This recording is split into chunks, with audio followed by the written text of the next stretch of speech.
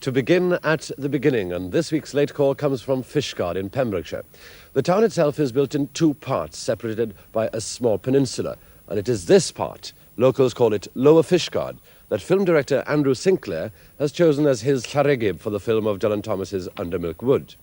It is here that the Reverend Eli Jenkins welcomes the dawn, where blind Captain Cat sees the town busy in its morning, where Polly Garter longs for her lost lovers, and it is here that two strangers pass through the town, bearing its most secret of secrets with their all-seeing eyes.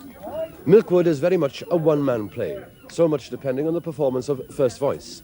In this film production, the part is played by Richard Burton, and I spoke to him during the filming last week.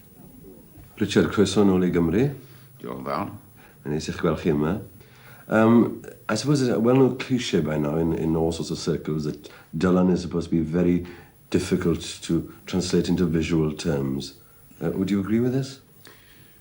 Well, it's difficult to say. He obviously thought in visual terms, you know. And, I actually once saw a painting done by Dylan, which still exists in New York.